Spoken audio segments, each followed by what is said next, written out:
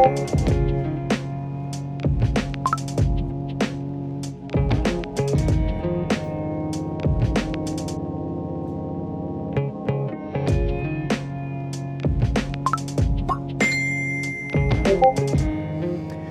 I don't think there's any question in any of our minds that our relationships really matter, right? Like when I think about my own life, I think my relationship with my father was the most important relationship that I've ever experienced. And who I am today has been profoundly shaped by my dad. Now, it's really interesting when I think about my dad, right? Because it's not like we had like super deep talks or anything like that. There's a couple of things that stand out to me. Number one, he spent time with me. So we were together. I was in his space. I got to watch and observe him. He was a person of great character, so I could always admire him. So the way he lived actually shaped who I am today.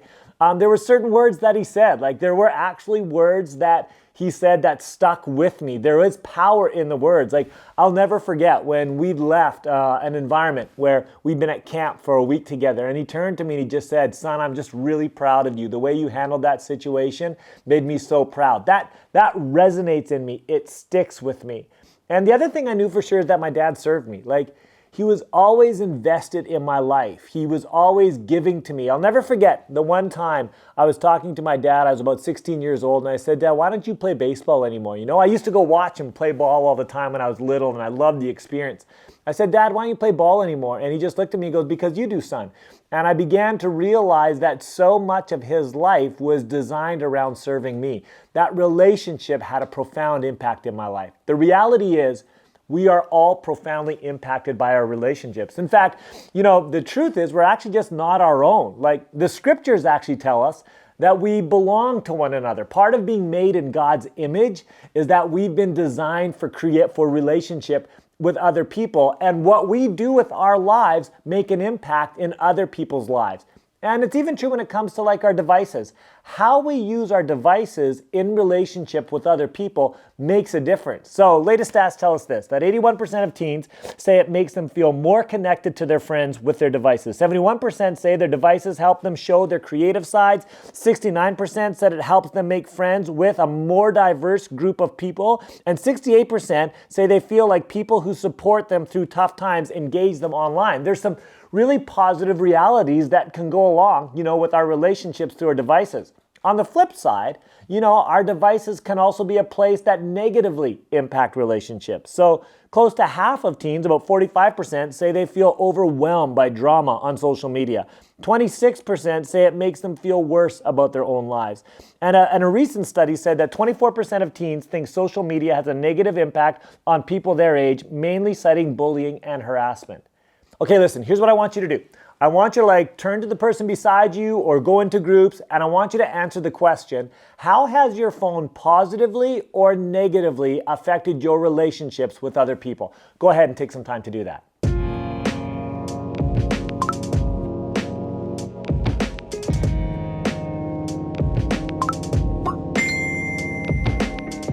Hey, listen, there's no doubt that we were made for relationships. And, how we engage relationships really matters. How we talk, how we act, what we model, how we engage people online makes a difference. But the reality is, while we're made for relationships and we can use our devices in positive ways, we've actually been designed for in-person, face-to-face relationships. It's when we're together with others that our lives really have deep impact.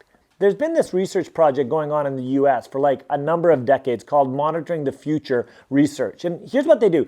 Every year they survey about 50,000 teenagers to just see the different things that are affecting their lives. And here's what they found, that person face-to-face relationships matter. The results couldn't be clearer. That teens who spend more time in screen activities are more likely to be unhappy, and those who spend time in non-screens activities, especially with other people, are more likely to be happy.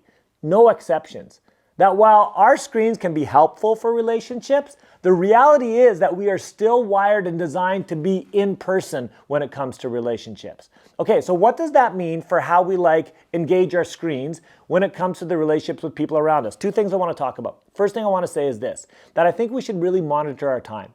We should spend some time and ask ourselves, hey, when it comes to my time with friends, am I spending more time on my devices with my friends, or am I spending more time in person with my friends? And I think it's important to ask the question, why?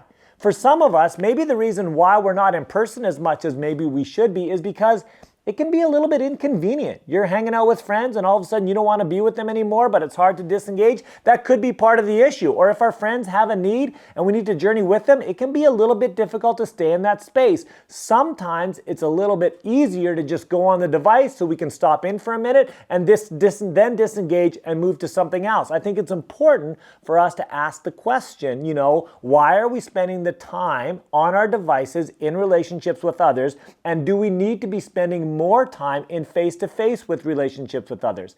And when we are in face-to-face relationship with others, are we focused and in the moment with others?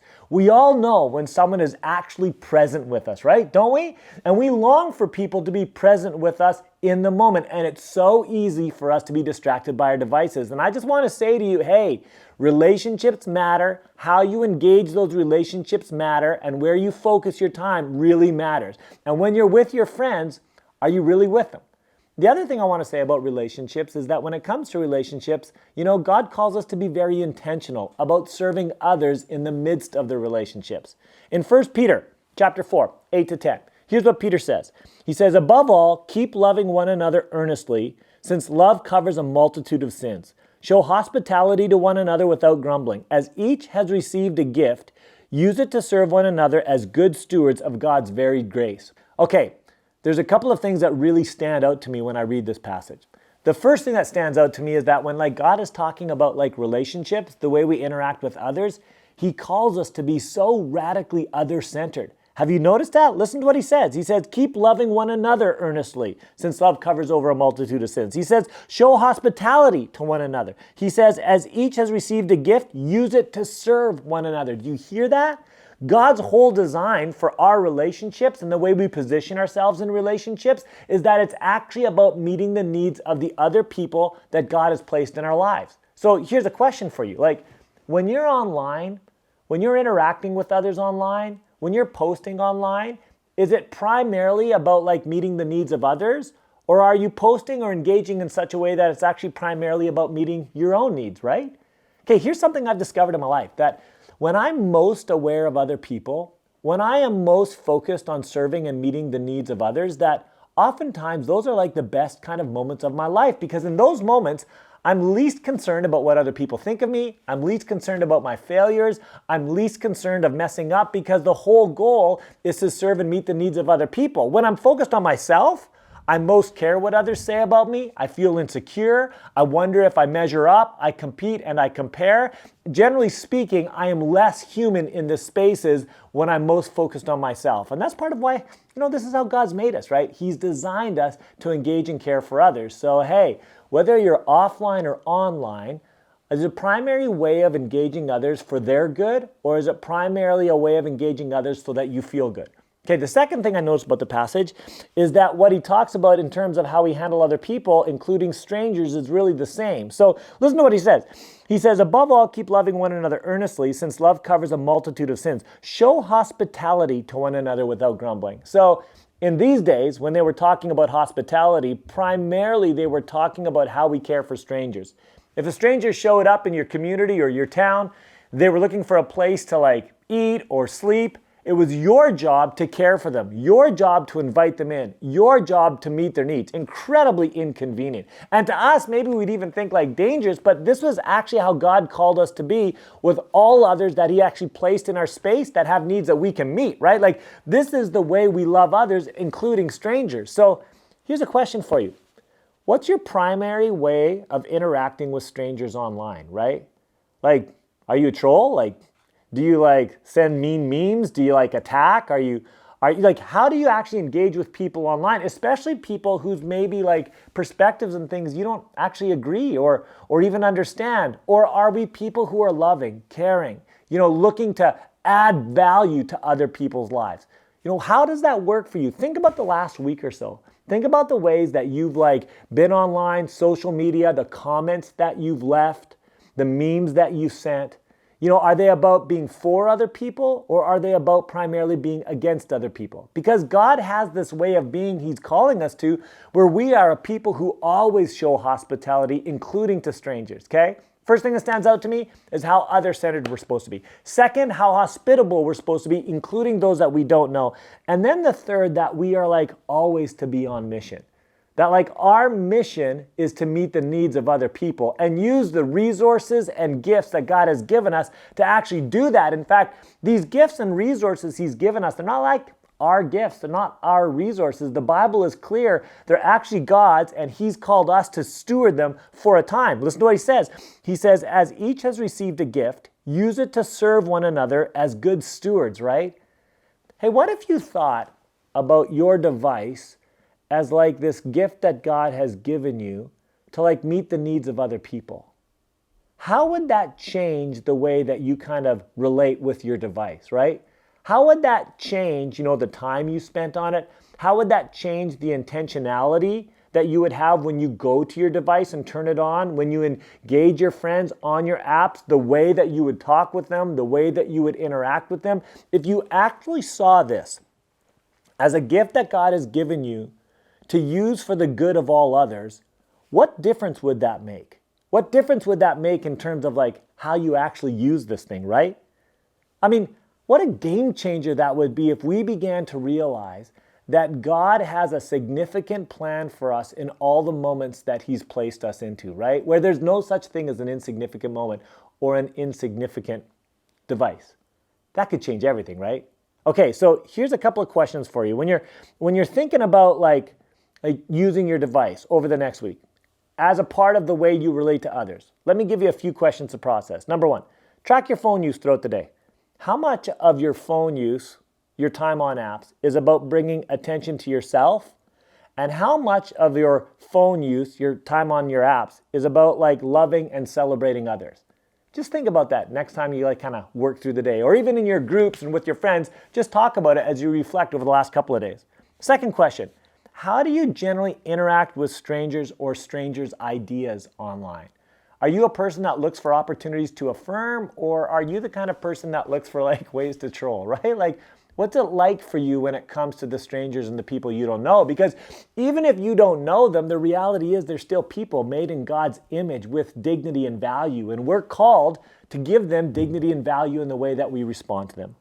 And then third, are you being really like purposeful in serving others with your phone? Is there like a missional purpose to the time that you're spending on your phone, right? Like, are you leaning in with a reason to be when it comes to engaging others with this tool or this gift that God has given you? Are you using it for His purposes and good purposes, or just for your own purposes and not for the good of others? Hey, these are important questions for us to be asking, because really what we're talking about is a completely different way of relating to our phone and relating to others with our phone. So, my wife and I, we met while we were in university, and we dated for like a year, and it was pretty cool. I gotta admit, we had a lot of fun, so much fun together. We did a lot of biking together, running together, playing sports. It was really cool. But after about a year, it kind of became pretty clear to me that in our relationship, like there was lots of really good things, but there were also elements of our relationship that weren't like bringing real health to each other, and there was pieces that were keeping us from being able to really grow as God would have us grow in our love for Him and in our love for others. And we finally came to this place where we just made a decision that, hey, we needed to take a break. We needed to break up. And I remember when we broke up, I was thinking like, yeah, maybe a couple of days would be a good break. Maybe a week, maybe 2 weeks. Like 4 years later, we were still like on a break, okay? So this is not like a break. This is like a break up. This is what took place. Here's what's really fascinating. In those 4 years, God did this like really good work in our lives and started to change and shape who we were. And what was interesting, that space gave us a chance to really assess ourselves, assess the way that we were interacting with each other. And then when we came back together again, 4 years later, and that's a completely different story, we were two different people with a different way of relating with each other, and our relationship allowed us to grow more into the human beings that God had us to be. It was a different way of relating, and it was changing our lives and the lives of people around us. Hey, I wonder if for some of us, we need to maybe like take a break from our phone, right? Just create a pause, get some distance, create space that could allow us to assess ourselves, assess the way we're relating to other people, assess the way that we're relating to our phone. And Maybe for some of us, it's going to need to be like a little bit bigger than others. Maybe it'll feel like not just a break, but a breakup, like for amount of time, so that we can allow God the space to do some work in our lives that could allow us to come back to our phone and connecting with other people through our phone in a way that could actually be really healthy. Healthy for others and healthy for us. Because, hey, relationships really matter, right? They really matter. They matter when we're offline, and we need to be offline connecting with people in person, but they also matter when we're online. And God has a good plan for you and the way He's calling you to relate with the people around you.